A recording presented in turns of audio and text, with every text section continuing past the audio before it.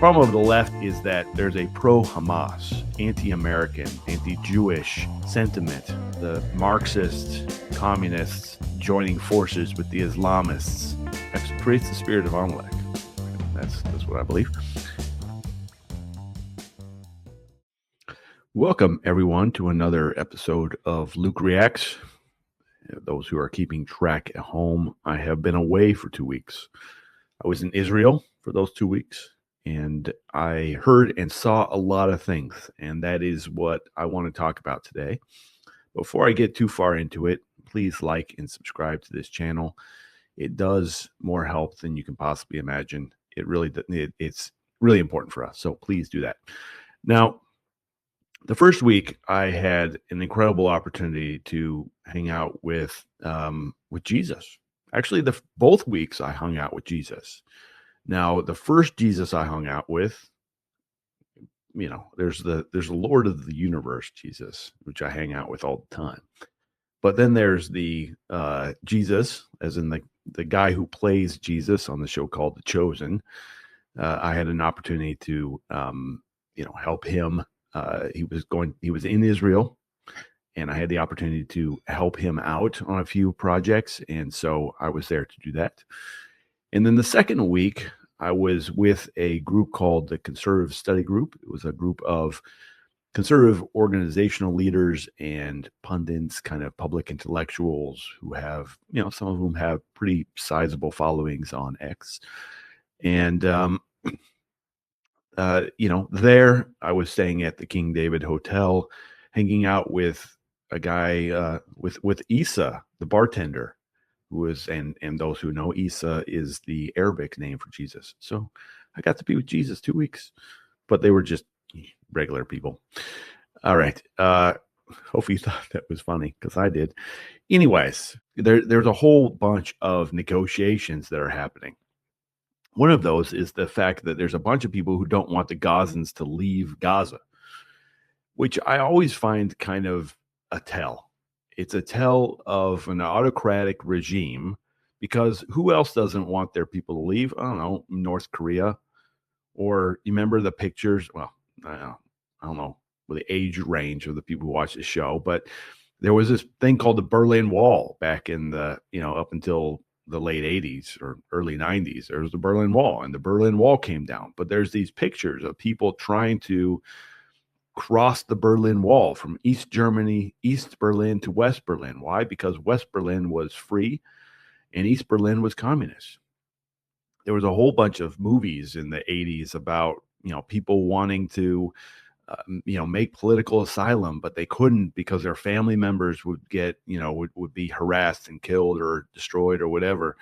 It always tended to be the people who don't want the population to leave were the autocrats. Now, why would a bunch of people, at the UN or in America or Canada not want Gazans to leave Gaza? Well, it's because they also want those people to remain as their sticks to beat the Israelis with. If the people of Gaza are free to make choice, maybe they will choose to leave. Why not? Why is that a problem? If they choose to leave, they choose to leave. And if you're I find it interesting that there's a bunch of people in the West who are adamant that the Gazans living in Gaza in the, in tents and rubble are like, no, you can't leave.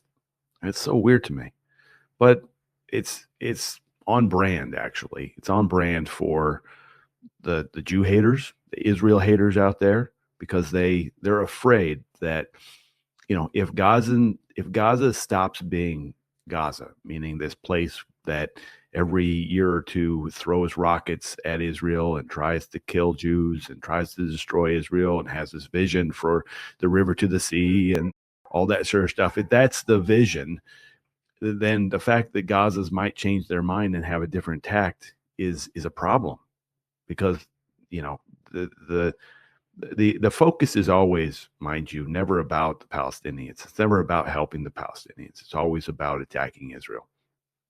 That's the default position. Because if they were about supporting the Palestinians, people would have, made a big deal about the massacre of Palestinians in Syria. They would have made a big deal about the fact that Palestinians in Lebanon are treated like second-class citizens and can't get regular jobs and stuff. That would have been what people were talking about, but they don't, because there's no Jews. The Jews aren't a problem, aren't in Lebanon or Syria supposedly harassing the Palestinians. It's always a means to attack the Jews. But I want to actually also I want to talk more perhaps about the other thing I saw in when I was over there in Israel, and it is the rise of the problem on the right. And I'm going to let's call them the America only right. Okay. As opposed to the America first. I'm an America first guy. But the America only right is a real problem. And I saw this first in at the America Fest, which is the Turning Point USA's annual conference just before Christmas at the end of the year. It was in Phoenix. I met a bunch of people. I had a lot of conversations, particularly with young men who I remember talking to this guy who he was an honors student at his university. He was part of the honors program, which means you got to read great books and stuff like that. And yet he was saying that the Sunni takeover, the Turkish takeover of Syria, was a good thing, and if it wasn't for the meddlesome Israel, that there would be peace in Syria. That Israel was the problem. Israel was preventing Syria from finding peace. And I'm like, really? Israel, the small country of Israel, not Turkey, which has been funding these Sunni rebels for a long time, and not Turkey that has bombing the Kurds and the Christians in Northeast for years, but Israel's the problem, right? And he was, no, and this is not only he described it as the realist position, but it is it's the America first position. I was like, it's neither of those, for one thing. And so we argued, but it was like, I was like, man, and he was like, well, all my friends think like this. And I'm like, well, that's a problem. And so it became clear to me then that there's a problem coming on the right, which I had already kind of known. And it's very different than the problem on the left. The problem of the left is that, there's a pro-Hamas, anti-American, anti-Western, anti-Christian, anti-Jewish sentiment on the left that is a real problem, right? This joining hands of the red and green alliance, the Marxist communists joining forces with the Islamists, actually creates the spirit of Amalek. That's what I believe. And that's a real problem on the left. Now, when the left looks at the right, they see that the problem on the right is like white supremacy, and there's these, the neo-Nazis that, have the flags and do the demonstrations. Like I think there was one in Ohio while I was in Israel, and there was, I think, like a dozen dudes come out of a U-Haul with, they're all masked up and they have the same outfits on and they're holding Nazi flags and they're going to stand on an overpass. What was often, that hit the news. What was buried a little bit later in the news was the fact that a bunch of there was some African Americans driving by and saw that and went and beat up those guys. It was really great, which is fun. But the perception is that the white supremacists are huge movement on the right, and they're the real source of problems. There are some white supremacists on the right, and they are a problem, but they're not that many. Not compared to where I'm going to describe the problem. And the problem is a combination. Like, I could handle apathy. Like, I just don't care about Israel. Why does America care about Israel? Why should America care about Israel?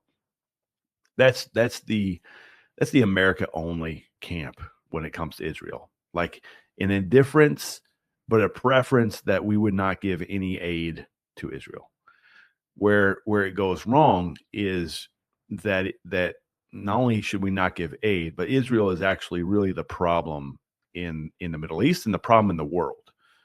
I mean, you know, and it's not just Israel, but it's really the Jews. That's who they see as the problem. And I had several people tell me, well, Jews are Jews are a problem. Jews are, they're a problem in Hollywood and in big business. And that the owner of Pornhub is a Jewish guy, right? Like that's evidence. My answer is always like, well, what about the Irish? What's owned by the Irish? What bad things do the Irish have done or own or run? Like why the Jews? Why are you focused on them? And the thing is, like, even somebody put me onto this, like, JQ. Now, what is JQ, you might ask? Well, it's the Jewish question.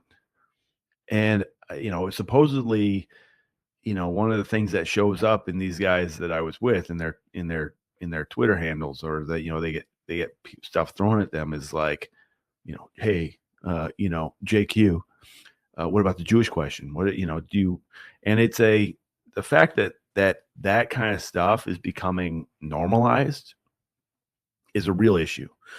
One of the things that came up over and over was this idea of dual loyalty. Now, there's, the fact that America, one of the big issues for them is the fact that America allows dual citizenship.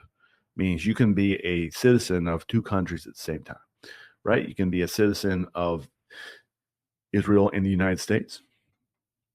You can be a citizen of France or Italy or Germany. My wife is her grandmother is Italian, and therefore she can actually apply, and she's supposedly in the process, so she tells me, of working, getting all the information together so that she can get Italian citizenship.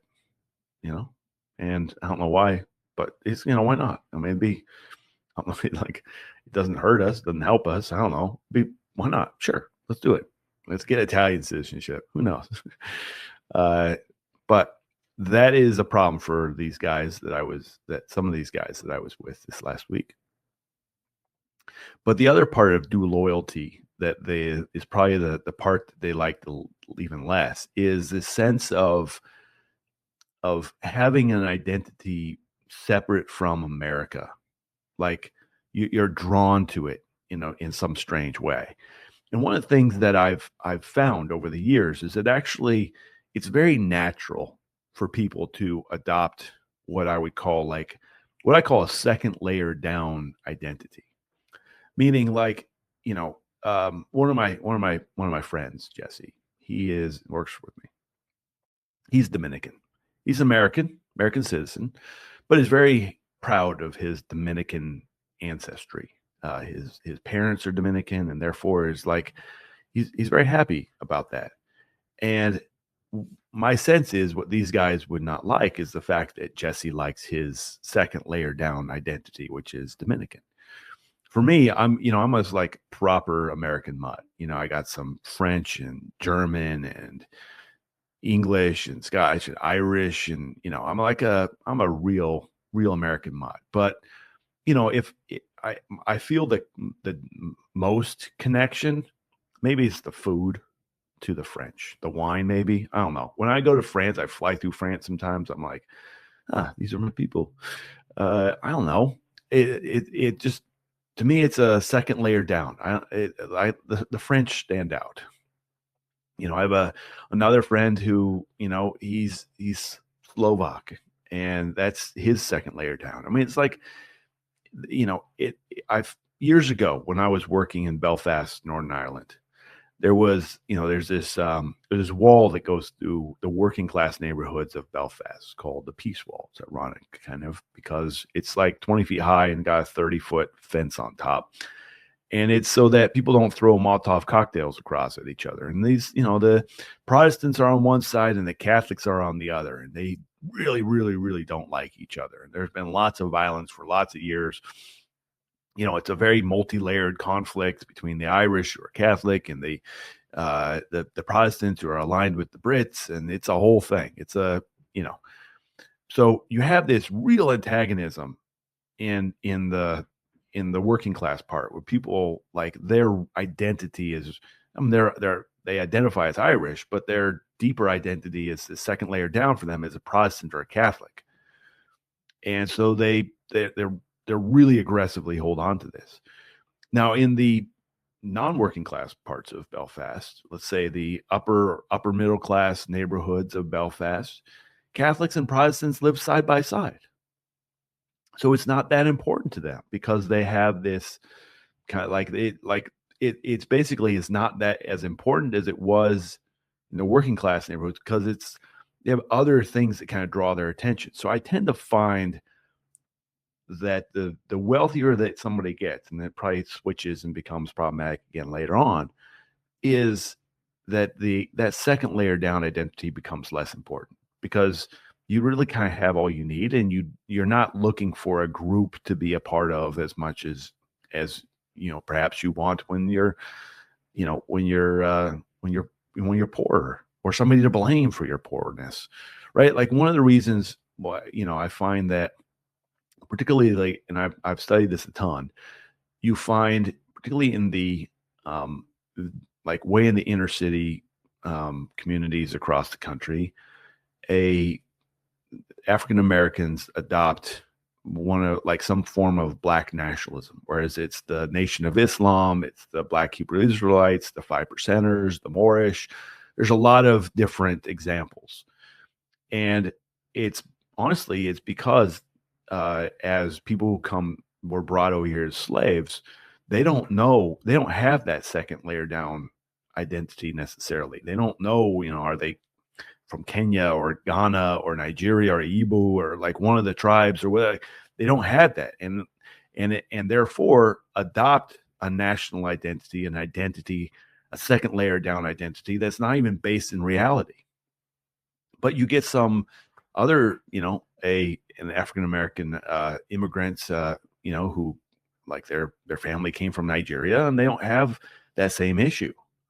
And so none of that, though, is due loyalty. It comes to the fact that there are 350 million Americans or something like that, and that is too big often for people to feel like that. It's too big, and so they want to be part of something, a chunk that's smaller. And so national identity for an immigrant becomes that smaller group that you identify with. And you can even get smaller: your clan, your family, your city, your state, stuff like that. But to me, it's not due loyalty. But to me, the language of due loyalty, particularly when it seemed to most aggressively pointed at the Jews, is a real problem. Obviously, I would even say it's anti-Semitic. But there've been a lot of ink spilled on the anti-Semitism on the right, but where it's coming from is very different than I think a lot of people are expecting or anticipating. And one of the things that I walked away with this week is that this is a problem that's growing, and this is a wave that's coming, and I don't think that most people are aware of it, and I don't think most people are ready for it, because so much of the protests they're seeing in the streets, and the anti-Israel anti-Semitism that they're seeing in the streets of America. You have these swastikas painted on a sign, or stuff, anti free Palestine spray painted on a synagogue or a restaurant, or like some kind of really dumb stuff like that. It tends to be on the left, but what we're getting on the right is very different. It is not white supremacy. It is this feeling of like it's coming from a different spot than white supremacy. That's my main point. And it's gonna begin to infect the church. It's already infecting the non-religious right. I think it's famous. I think it's I don't know who said it, but it's a great line. For those who are worried about the religious right, look out for the non-religious right. They're way worse, right? And I don't think the religious right is a problem, but I do believe the non-religious right could be a big problem. And that's one of the things that I think the Philos Project is particularly positioned for is this, because I've been raising the concern about a rise on the right for a while, but not from the direction of white supremacy, but from the just general antagonism, the political affiliation. I was at a conference one time on anti-Semitism where the person who was at my one, we had these breakout sessions, and the person at my table was saying that criticism of George Soros, the billionaire funder of so many terrible causes around the world, criticism of George Soros was anti-Semitic, and I'm like, what? That's not even no. He's like spending his money poorly, and ruining America, and I don't know, but he's Jewish, and therefore, like, you can't. I'm like, no, it's not. It's all about policy, and so that kind of stuff has been thrown at the right for a long time, and it drives some people to be kind of antagonistic in that direction. But I've been, raising this issue for almost 2 years now, and we have, I believe, two initiatives, two projects that I think are well positioned to address this issue.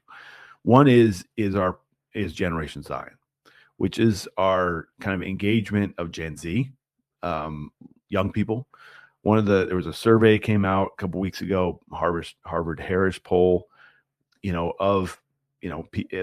asked, do you support Israel or Hamas in this war? And aside from the old people, basically those over 55, the group that was the most supportive of Israel was actually Gen Z, 79%, which was higher than millennials, higher than Gen X. Unfortunately, Gen X, and it kind of bothers me that we're not doing great on that poll. But I was pleased to see Gen Z, and I actually believe I think I've seen enough evidence over the last year and a half to believe that maybe Gen Z is not as bad as people think. So, and we're seeing it. We're seeing it as people are signing up. Signing up people for Gen Z, like we have a launch of a chapter soon. We have some stuff we're doing in Dallas, doing stuff in all over the country with Gen Z, and I think that's I think they're going to provide a great kind of bulwark against this. It at least will, has the infrastructure to be able to do that. And the second is what we're calling the Conference of Presidents for Israel, which is where really it's, as you might imagine, a conference of Christian presidents. There's a lot of organizations, good ones out there, conservative, good Christian organizations run by really great leaders who don't have like pro-Israel or Israel advocacy as part of their organizational platform, but they are nonetheless pro-Israel. And there hasn't really been a place for them to kind of gather. And, there's a lot of stuff being done to get, all the Christian Zionist groups together, and that's important work. But, getting people beyond that is I think necessary. And so that's what CCPI is going to do. And the goal is to really create this bright line between what I would call the good right and the bad right. And the good right is the right, and I'm fine with it being, I'm actually happy for it to be America first, to focus on the priorities of America, and et cetera, and but at the same time, kind of denounce or reject kind of the real problems of anti-Semitism, the Jew hatred, the America only stuff that's out there, the problems we're seeing from people like Nick Fuentes and Candace Owen, et cetera. People that just suddenly get really obsessed with the Jews and see them as like the source of all the problems in the world, right? Like, the JFK assassination records are about to be exposed, but in anticipation of that, there's a bunch of people who have said, "Oh, but it was the Jews, it was Israel that did it." It's absurd. But nonetheless, they see Israel and the Jews under, as the boogeyman, as what is often seen as the scapegoat of the world. And so I want you to keep an eye out for we're in a couple weeks. I'll be in Israel again. This time, helping launch the Conference of Christian Presidents for Israel. There'll be a small delegation meeting with Israelis and launching our effort there. We did have a kind of a launch in September of last year here in well, not here, but in Washington D.C. And we're just kind of building it out, and it's been something that's been brewing. But the more time I have spent meeting with people, particularly on the right, who are seeing what I'm seeing, this kind of rise of antagonism towards Israel that used to be indifference, and it's become a real problem. So excited about those two initiatives. So keep an eye out for them. If you are not a member of the Philos Project and get our newsletter, I encourage you to go to our website, philosproject.org, and you can, if you haven't been, you'll get a pop-up, and the pop-up will ask you for email address. And I have a newsletter that goes out every Thursday, kind of an update on what's going on in the news. And you can get that, and you can be kept abreast of some of the stuff that we're talking about. And I really feel like that I feel like there's a real mission at hand that we got to get in front of. And so I'd appreciate your support. Your financial support would be great. If you want to throw in the bio, there'll be or the comment section, there'll be a link to give. Obviously, like and subscribe to our YouTube channel. That would be amazing. You'll see more and more, I think, focus on this issue as it evolves and we respond to it, because I think it is critical. The left can blame us for whatever. Listen, I've been called every name that the left can imagine coming out of their mouths. I've been called that. It doesn't bother me. But what I have an issue with is when people on the right behave in a manner that is anti-Semitic, xenophobic. Like, I'm against all the hatred out there. What I want is America to thrive, and I want people to thrive according to the principles laid out in Scripture. Because I see that. I believe my ideas are rooted in the Bible, but and so I think we're coming up against a real challenge here, and I need as many allies as I can get. So if you want to be an ally, sign up, join us as best as you can in any way you can. You can give, you can sign up to get our newsletter that will keep you abreast of what we're doing in various places around the country. With conferences, we'll have opportunities to show up and stand up and be vocal. And so I invite you to join in the fight, because it's important. All right. Well, that's it for me. I will likely be away for another 2 weeks. I want to give you a little homework, maybe a prep for more that's coming. But thank you very much for watching, and until next time.